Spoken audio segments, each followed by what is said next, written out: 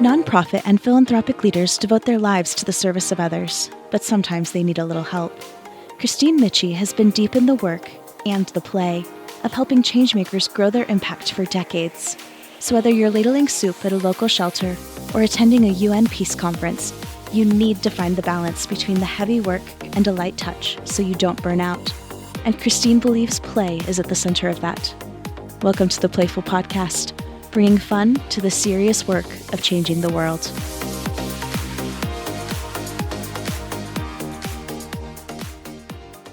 Everyone, welcome back to the PlayFull Podcast, and we are bringing fun to the serious work of changing the world. And today I've got a really special guest, Lorna McCormack, who is, I've never said these three things before about a guest, and they are hold on, get my note, I don't miss anything, I'm gonna do it in order. Founder and director of a nonprofit organization called Wool in School, a fiber artist. So there's another pull through on the wool, like working with textiles, and an artist working with material.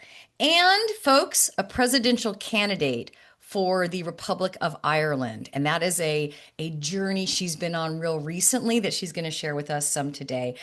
We are talking, I'm in California today. She's at her home in Ireland. She's in the nighttime. I'm in the morning. We're going to have ice cream because right there in the middle is probably a good time to eat ice cream. It averages out, I think, to a really good time to eat ice cream.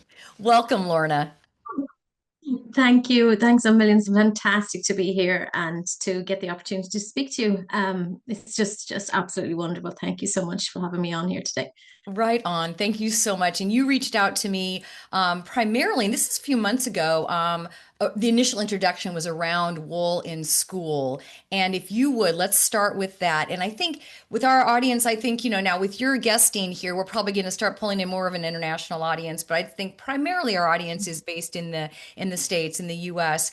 What should we know about the importance of wool in Ireland, culturally, economically, identity, and things like that? And why would you start a nonprofit focused on that? That's a great question.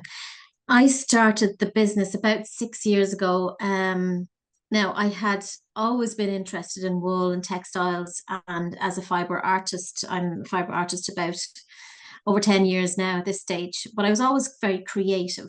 I come from a creative family. Culture and heritage was always a big part of my family. So we kind of say I didn't lick it off the floor, that kind of interest. So I think then, as we had the pandemic. I have 4 kids, and I started to go back to my roots, I suppose, and looking at the question of the wool industry in Ireland, our farmers in Ireland, and what was happening with the disconnect between children and the farming, where they're finding their food, where they're finding their clothes. So I noticed with my own children, they were doing, my youngest at the time was quite young. She was doing some homework, and there was a little bit about a sheep. I mean, it was very, very little. And they already knew that I was working with wool. So the questions were kind of being drawn out with me. They were asking me questions. Okay, what is wool? And I was saying, well, it's from a sheep and that, but that wasn't actually giving them enough information. They wanted more. So I decided to look into the school curriculum in Ireland and to see what was actually being taught. There's actually practically nothing was being taught, and then discovered, and like I knew as well, that knitting and those kind of what we call now climate smart skills didn't exist in schools anymore. So, I went down a bit of a rabbit hole when it comes to wool, and then decided to take the opportunity to see what could be done, what I could achieve, what I could teach children about the wool, about what I knew about wool. And of course, I found out so much more as throughout the journey. So I started, I put wool into airline trolleys, the airline trolleys that we have on airplanes. Yeah. And I put wool into each drawer, and then I wheeled them into schools, and I just left them there for the children to explore. And that was my research and development stage. I wanted to find out what the reaction was of the kids and if they loved it. So when I went to collect the airline trolleys, they were in a total mess. And I knew, okay, this is great. Yeah, So there was interest. So 6 years on, now, we've reached about, I'd say we're coming up to about 40,000 children. And, we bring our Wool to You program into schools. And we have an online program that the teachers can deliver. And then it's very hands-on, tactile and visual for the children in this lovely box. So it's about I suppose teaching the children about wool, the benefits, the holistic benefits as well, and also the heritage and cultural side of the farming, why wool was very important in Ireland. We lost, like we do, obviously we have a lot of sheep in Ireland, everybody knows that, but most of the wool is sent off to China. And the wool that we then bring back in carpets, we're paying an awful lot for that to come back. But the issue is the fact that wool is still categorized as a category 3 waste product. So and that's in Europe. So that means that farmers are not getting the value for their wool. So because they're not getting the value for the wool, they're not looking after their wool. So it's a bit of a vicious circle. So what we do is teach the children about the benefits and properties, so that there's a bit of a more circular economy approach, and that the children can then teach their parents about, the appropriate clothes that would be of more benefit for them for health wise, the climate smart skills, knitting and that kind of thing. So it's kind of broadened right across, right into mindfulness, into sustainability, climate change. We do an awful lot on that, so it's very broad. Wow, I love it. And folks that are going to see this, and they'll see that you're wearing two really important lapel pins. And those that are listening, I'll tell you, Lorna is wearing the Dandelion Project, Dandelion flower pen, and also the UN Sustainability Goals circle pen. I wish I'd grabbed it. I have a Dandelion pen, which I got when I was at the Skull World Forum. Rhonda Carnegie has been on the podcast as well, one of your colleagues with the Dandelion Project. Folks, the Dandelion Project, and I'm going to let Lorna say more about it, but to summarize it, is an international movement putting women at the center, and they are at the center of the climate discussion, because they are the primary, both beneficiaries of and harms caused to women and then children as they raise their families around the world with climate change. And the dandelion, picture the beauty of a dandelion, both in its yellow form and in its white form as it blows and scatters its seeds and plants everywhere, is a way that we can, and that's a perfect example, because the fact that we're having this conversation is a dandelion moment, like, literally and figuratively. So I'd love you to, you're giving us this idea. I was trying to think in the American context, if we have anything that would be as significant as wool. I don't know enough about things to know that answer, but I'm curious, and I think it's interesting. But I would say this: there's probably so many things in every culture that can stand in for something specifically significant that is representative in this moment. We're looking for different tools for healing the planet, for healing relationships. So I'm excited about that. How did you get from a trolley of wool in schools to running for president of the Republic? And folks, and you can tell us more, but I understand that it's every 7 years a president is elected, and it's not like our president. It's a different model. It's significant and somewhat ceremonial, but quite significant still. So tell us about that, and where are you right now in that journey? Yes, well, that journey started, I would say it started the first time I walked into Áras an Uachtaráin last year. That's where I would say it kind of started. And I had the opportunity to meet the First Lady, Sabina Higgins, and had a lovely afternoon tea with her. And our conversations, now we weren't talking about, the presidential election or anything like that, but there was a definite connection. And as we got to know each other as well, Sabina then became patron of my business. So it was fantastic to have her as patron to acknowledge what we were doing, but also to pass on that information to people that she met, and she did all the time, and she still does. And in another way, my connections with my husband is actually related to former President Patrick Hillary, and so there were quite a few connections there. And I think for me, the reason why I decided to put myself forward was because of the work that I do as a community leader, somebody who's involved in the arts and the heritage, and then of course working with different diverse groups. I've always worked with diverse groups, and when I look back in my own kind of, I suppose, my own work history. I come from a social work, kind of social care background, and I've always kind of been involved in the different, what I say, the mosaic of Irish life, the different, different people that, within the disability sector. I'm fluent in Irish Sign Language, so inclusiveness is very important to me. I've always worked as well as part of the deaf community. I would be a member of the deaf community. My husband is profoundly deaf as well. My children are CODA, so they're children of a deaf adult.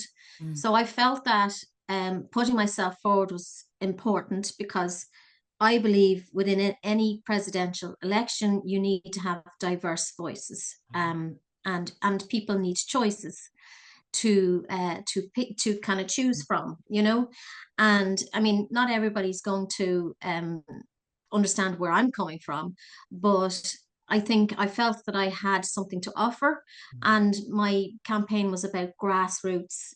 It was about community, creating connection and inspiring change. And I think that is something that we are starting to lose a bit between, the likes of AI and the divisions within our societies, which is happening in every country at the moment. So I decided to put myself forward, and very proud that I did. I mean, I was up against an awful lot during that period. So I was, I would say from January onwards, it would have been in my mind. And when I had sat down and said, okay, I feel like I should do this, I was more worried then than when I made the decision. That the anxiety was there, kind of, God, really, what will people think? Or, all this is going around in your head. But when I made the decision to do it, that disappeared. Wow. So I knew I was making the right decision. And then, of course, went through the motions over the last few weeks. It was a very, I would say, I wasn't actually worried doing it. It was probably the less stressful I've ever been, which is really strange. Everybody thought I was going to, this was going to be really pressured. But I didn't find it pressured. I found myself telling myself that I was going to get to the end no matter what. And I don't know if any of your viewers were watching the election. Unfortunately, our government decided to pull the party whip and told we have councils. So we've got about 32 councils around the country. So our government then told the councillors in each council not to vote for a candidate. So this was a very big disappointment, because all the individual independent candidates knew that when you were going into a council, into a chamber to present yourself as a candidate, you knew that there was a block there and that nothing was going to happen from that. Yeah. So, but for me, I mean, I went and I put myself forward to probably 500 councillors. Wow. And did my speech each time. Now, I have to admit, as I did my speech, after the next one, it changed, because you could see the reactions from the councillors. There were certain things that I was talking about, you could see that they didn't want it to be brought up. And I found I had a wonderful campaign manager, Edel, and when we sat down and discussed what was happening, it was very important for me to not lose my values as a presidential candidate. because the message I was getting was they didn't want to hear me talking about certain things, especially climate change.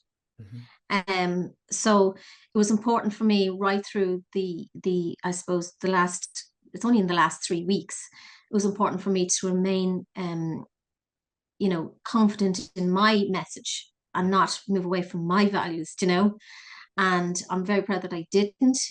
And I got to, and literally went to the very last meeting, Wow.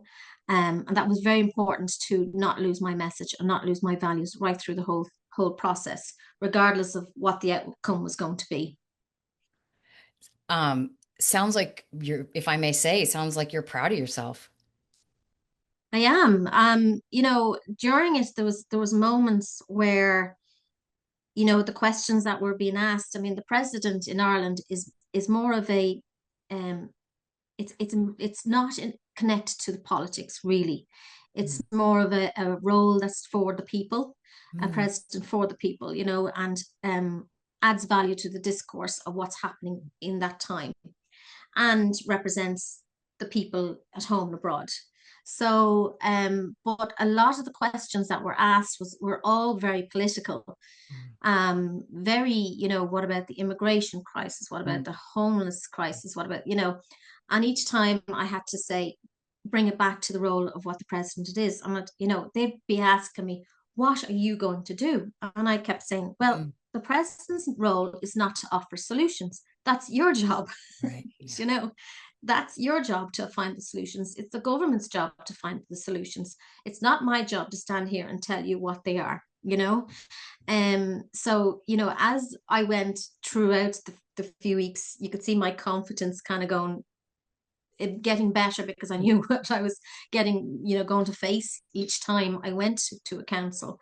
And there was a couple of things that I was pulled into, which and witnessed, which I wasn't happy about. That I'm sure people can Google some stuff and find something that I was kind of drawn into, and that was, was something that I was going to sit there, and I wasn't going to leave this room until I did what I needed to do. Mm. And it was a caucus. I was invited to a caucus. So that's where in Ireland we try to get either an independent gets 20 TDs to vote for them, or 4 county councils. Mm. And you would think that it would be easier to get the 4 county councils, Mm. but unfortunately, we should have, at the moment, we have only got 3 candidates, Mm. but they're all from the political parties. Mm. So, it's very disappointing, because there's no, as I said, there's no diverse voices, there's Yeah. no choice, and that has really been taken away from people, I feel. I know the people that I've talked to feel that, and it's not that I'm, you know, sour grapes, as some, people might think, because I know what I was going Yeah. into, but at the end of the day, everybody went in as an individual candidate with a focus on an opportunity. This was an opportunity, but that opportunity was taken from everybody once that party whip was Mm-hmm. decided, and I really hope in the future, in 7 years' time, that does not have a repeat, because people deserve to have choice, Mm. within a presidential election. All right, I'm gonna venture into territory that is super familiar to me, there's a Mm. metaphor coming into my mind, which is that if the history of the republic and then the history of this cycle of the election was a tapestry, you your there's a thread now of you, of the conversation you brought forward, woven into that for all time. That is so I applaud you for that.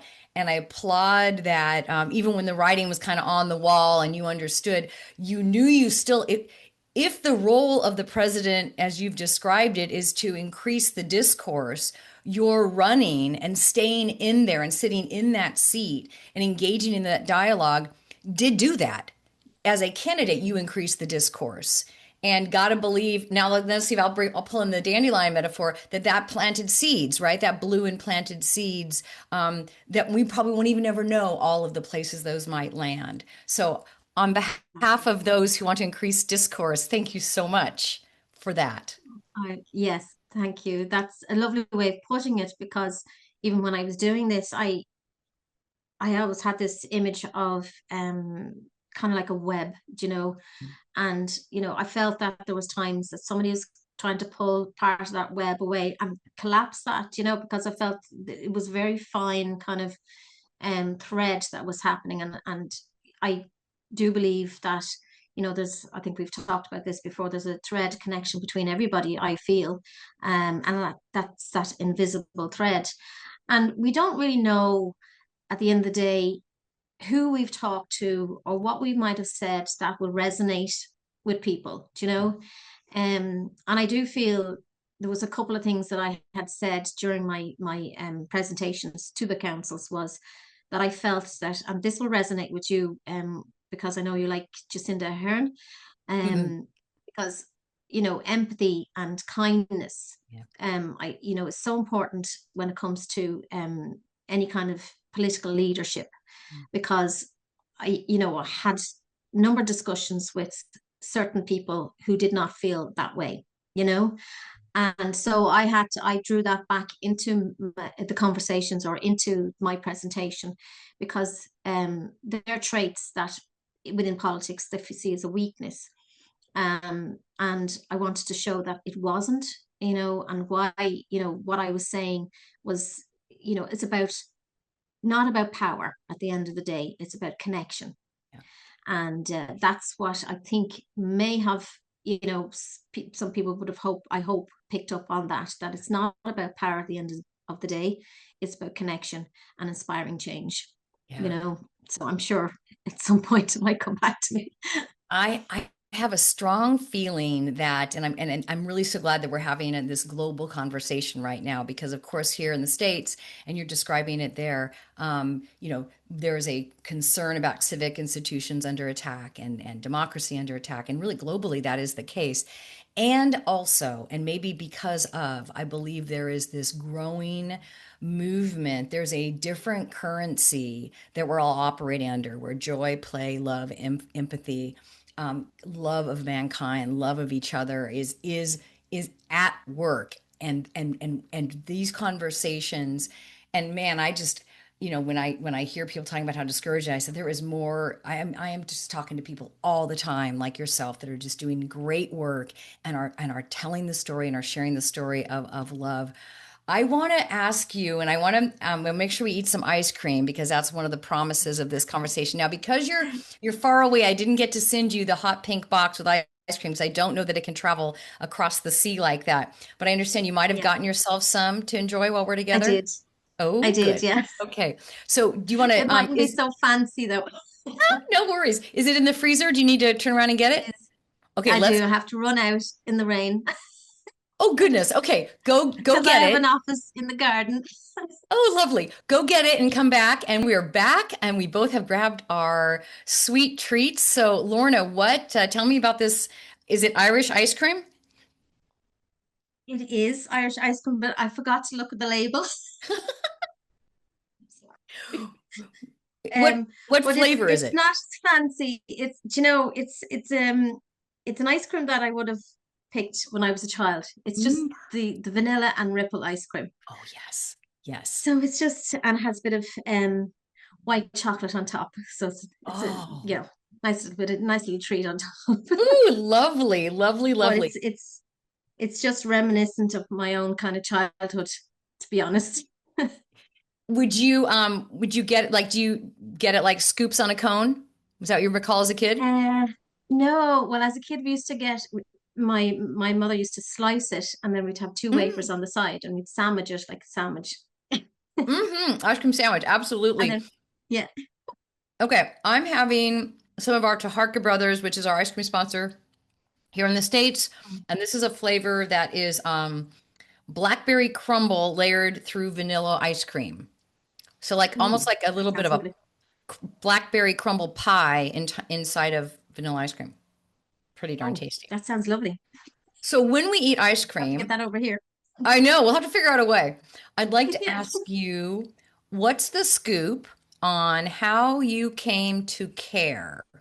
Do you have an early memory of realizing the world is bigger than kind of just you and your family, and that you felt that you have a role to play in making the world a better place? I think when I finished my leaving cert, I always wanted to do social care. Social studies was something I always wanted to do. That was never something I never thought of anything else. It was always social care.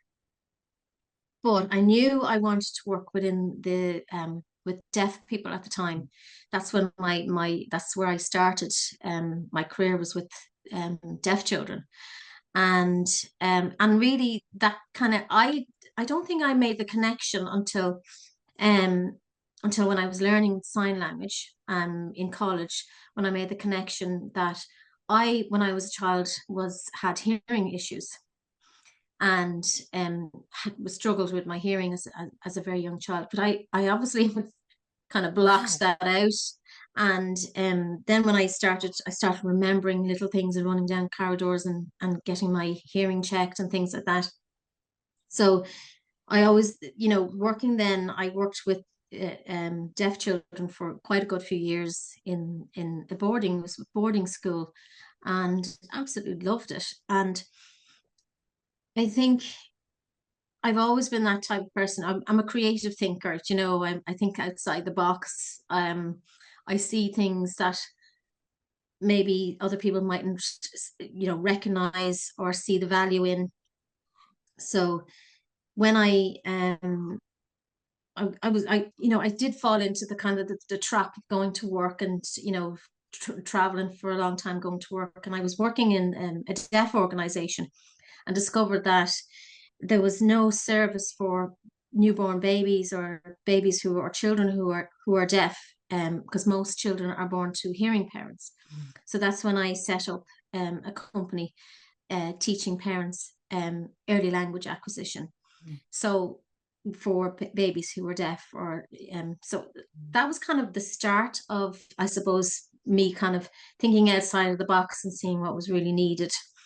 And so I've always been that person who would find that area that's not been looked at, that area that's been neglected. And I think the area of the children, deaf children, they really were neglected. There was no books for deaf children, so I published books for deaf children, linked in with Dublin Zoo, that kind of thing. And and then got pulled into the politics of it all. I mean, sign language wasn't recognized as a third language. It is now in Ireland. I think it's only about 8 years. But I was dragged into the politics of it all, and eventually had to kind of say, I was so worn down by it, I decided to step away. And then I went back to work with in the disability sector for a while. And then Wool and School kind of started growing then after a while as well. So I've always kind of found my niche, I suppose, in areas that are needed. And it's always about raising voices, I suppose, raising the voices of those who are less heard, and that's always been, something that I've always done. Not seeking actively looking for it, but it's just something that's always happened, How have you found playfulness, joy to be an effective tool in these different roles you've played? There's a little play on words. And how did you find the run for your nomination in the presidential campaign? Did you find playful moments in there to kind of keep your spirits buoyed? And it's funny you say that word, because I always found that I needed somebody to keep me grounded and somebody to keep me buoyed, as well, especially in a presidential election. But I do, it was a strange thing for me to go through, because I really wasn't anxious in that, Yeah, you said that. I had no anxiety throughout it all. And I think I had the people that I needed around me, you know. And one thing that myself and my campaign manager, every morning, she would text me a word. So she'd something would come to her, like, be rise, or I don't know, I can't remember, but there would be a word every morning that she'd send me, and that would keep me elevated for the day. And she was fantastic, because she's a psychotherapist as well. So if we found that there was individuals that were trying to pull me down, we'd be able to sit down together and say, well, why are they doing this, and why am I reacting that way? So we'd have a good laugh, and be able to realize what was the bigger picture, and that helped me get through, I suppose, the whole trying to get the nomination process over the few weeks. But also my own kids, I have 4 kids. I don't know if I told you that, but they range from 20 down to 10. And they had been, and my husband, we won't forget about my husband, because he's been so supportive as well, and they, my family, anybody knows my family, we're very open, and very, we have a round table in our house, so that we can all have that conversation around a round table, as opposed to a square. And so everybody's equal, and everybody gets the opportunity to have a chat. But we're very animated. So the kitchen is where everything happens, we are very, very animated, and, almost theatrical in a sense, so we have great fun together in the kitchen. That's where everything happens. So anytime I came home, I'd be tired, and they would pick up on things that I might say, and twist it, and so there was always a bit of fun and banter. And I'm well known for saying things kind of backwards, when I get tired. I think it's the menopause. I might say things completely backwards, and they'd be like, how did you even manage that? So we have a good laugh. And so the kids, I think, their youthfulness and their different take on things. Even today, I said to my daughter, I said, I'm doing a podcast today, and I have to get some ice cream, because there's no ice cream in the house. And she looked at me, she goes, oh my God, what kind of podcast are you doing? So there's always, and then of course my eldest said, that sounds kind of menopausal, Mom. Well, I'll agree there. Age appropriate from your host as well. That's perfect. I says, well, you can't go wrong with ice cream, No, I love it. And it could have been shots, Totally. Not for the shots back. So this, the ice cream, is wonderful in lots of ways. And one of the purposes it serves is, several of my guests have talked about finding a third thing. So when we're right now, we seem to be heightened to this sort of thinking things are binary. It's either left or right. It's progressive, it's conservative, it's Republican, Democrat, etc. And if you can find a third thing, there always are third things, whether it's a love of sailing or a love of French bulldogs. I mean, there can always be a third thing. And ice cream is a wonderful third thing. Most people do enjoy ice cream, both in the moment and usually nostalgically. There's something, it conjures something, like you suggested with the Ripple ice cream. As we wrap up, I would love to kind of ask you, like, what's next? What's next for you? And any call to action. I want to sort of highlight for folks that that you and I met through the sustainability, climate change lens on all of this, where Woolen School fits into that, and then your political career as well. How can we support you? How can we support Woolen School? And what part of the movement would you call people's attention to?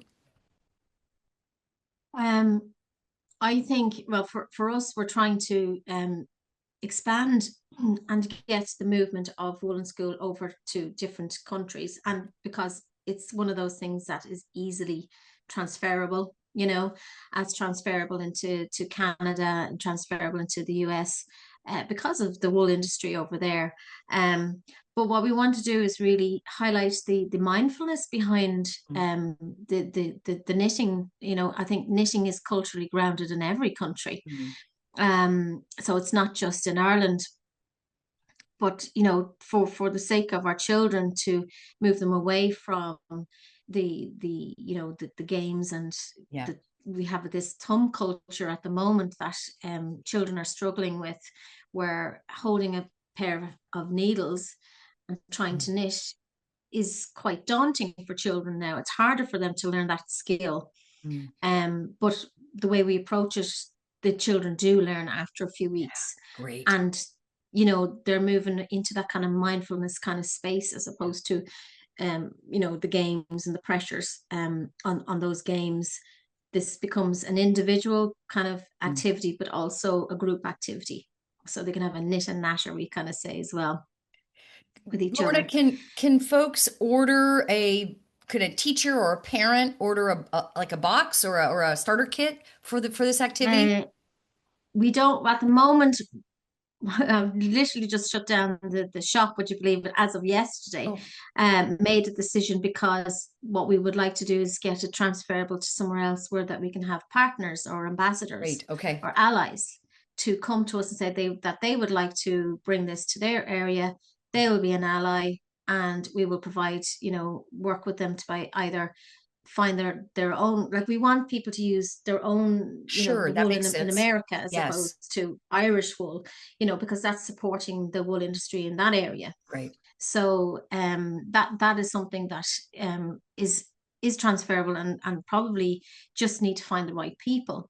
Yeah. Well, and the But also climate footprint of getting locally sourced yarn. Exactly. Of course. Yes. Yeah. Wonderful. Yeah. Instead of us saying, oh yeah, we'll ship everything over. It's not economically viable, and I just don't think it's fair on other wool industries over in different countries who are trying to do exactly the same thing that we're doing. So if we can support the wool industry over in a different country by having our program over there and tailor it to suit the needs of that area, then that's what we want to do. And that's part of, it's not that we're trying to just hold it all for ourselves. Right. We want to share this, to share the knowledge, because it's that kind of program, and then we want to see more children learning about wool sustainability, the benefits of wool within the farming industry, for women farmers, for the fast fashion, getting children to think and consider, we want them to be more conscious in the choices that they make later on. So, and educate family members, parents, passing down that knowledge. So it's a transferable knowledge as well. And maybe then also have this kind of intergenerational kind of connection too. Yeah. And I think that's important, maybe having an older person teaching the younger child. Mm-hmm. And having those connections. So it's again back to my campaign, is about, creating connection, inspiring change. Yeah. Lorna, are you looking for philanthropic support to help get some footing, either not necessarily the grand scheme is to get to the US, but here and in other countries, are you looking for philanthropic support to help spread the word and spread the program? Yes, we are. And that comes down to our ambassador program. So our ambassador program allows businesses, as part of their ESG, to maybe sponsor a school in their area, or sponsor another program that we might be able to deliver, whether it's linking with what we call nursing homes and schools. So I don't know if you'd call care homes over in nursing home, those terms nursing work, homes and care Lovely. homes. So there's lots of opportunities. So again, we are looking for some sort of funding support to be able to bring that, and then of course we report on it, so that the value and the social impact is there for those partners. And would we go to woolenschool.org? .com. Fantastic. And are you registered as a nonprofit in the US? No, we're registered here as a social enterprise. Oh, fantastic.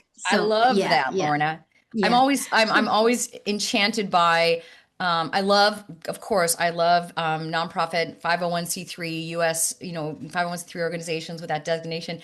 And I have a special place in my heart for what I call the non-501c3 model for impact. And I love the social enterprise model, because I think if we think we're going to solve the biggest problems with only the business model where the only revenue stream is, the generosity of others as a beautiful thing, but it's not adequate. So really saying that this stands up as a business as well, a double bottom line business with a social mission.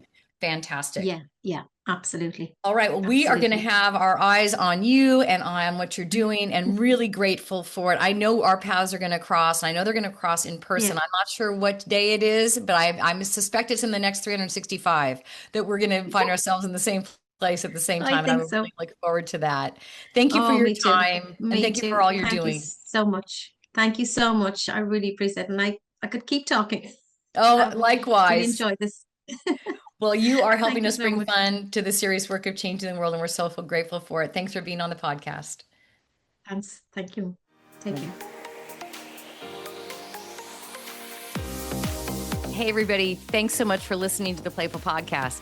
If you enjoyed the show, please rate and review it on Apple, Spotify, or wherever you get your podcasts. And if you know of a leader or organization that's doing good in the world and you'd love to help us help them amplify their message, I would love to have them on the show.